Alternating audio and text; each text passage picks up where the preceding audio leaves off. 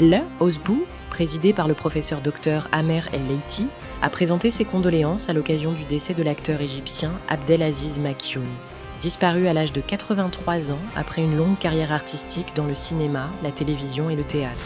Le représentant permanent de l'État de Palestine auprès de l'OCA, Hadi Shibli, a rencontré le directeur exécutif du Fonds de solidarité islamique, Mohamed bin Suleiman Abba Al-Khail, afin d'examiner le renforcement de la coopération et le suivi des projets approuvés en faveur de la Palestine. La réunion a également porté sur les mécanismes visant à accroître le soutien aux secteurs vitaux et à lancer de nouvelles initiatives destinées à renforcer la résilience du peuple palestinien. Buenos Aires. La saison actuelle du podcast Doha Debates s'est achevée par un épisode spécial consacré au rôle du football dans la construction de l'identité et du sentiment d'appartenance, avec la participation d'experts, de professionnels des médias et de sportifs. Les discussions ont porté sur l'impact du sport sur les questions d'identité, de nationalisme et de migration, à l'approche de la 2026 FIFA Coupe du Monde. Rabat, la haute autorité de la communication audiovisuelle du Maroc et l'Observatoire national de la communication du Niger ont signé un accord-cadre de partenariat visant à renforcer la coopération dans le domaine de la régulation des médias, l'échange d'expertise et le renforcement des capacités. L'accord vise également à relever les défis de la transformation numérique et de la désinformation médiatique, tout en promouvant la souveraineté médiatique africaine.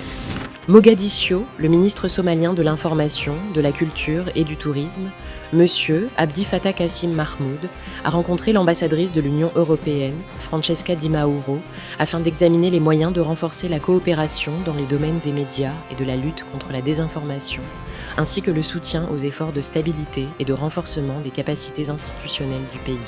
Riyad. À l'occasion de la Journée internationale des archives, la King Abdulaziz Foundation, DARA, a réaffirmé son engagement en faveur de la préservation de la mémoire nationale à travers des programmes de numérisation, de restauration et de documentation. DARA a indiqué conserver plus de 3,9 millions de documents historiques, avoir numérisé plus de 2 millions d'images et restauré 692 000 documents historiques au cours de l'année 2025. L'ASBU a annoncé le prochain lancement de la série Musiciens arabes dans le cadre de sa grille de programme de juillet 2026, à la suite d'une réunion avec ses partenaires. Les discussions ont également porté sur le renforcement de la promotion digitale et l'élargissement du rayonnement international des productions radiophoniques arabes. Bagdad, le Centre national irakien des archives et de la mémoire, en coopération avec la télévision irakienne, a annoncé le lancement d'un projet national visant à archiver et restaurer les productions cinématographiques et télévisuelles.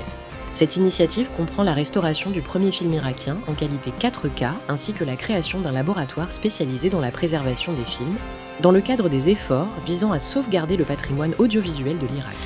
La 2026 FIFA Coupe du Monde débutera au Azteca Stadium, au Mexique, dans ce qui sera la plus grande édition de l'histoire du tournoi, réunira 48 sélections nationales et comprendra 104 matchs répartis dans 3 pays hôtes, dans un contexte d'attente mondiale pour une cérémonie d'ouverture grandiose et une compétition exceptionnelle.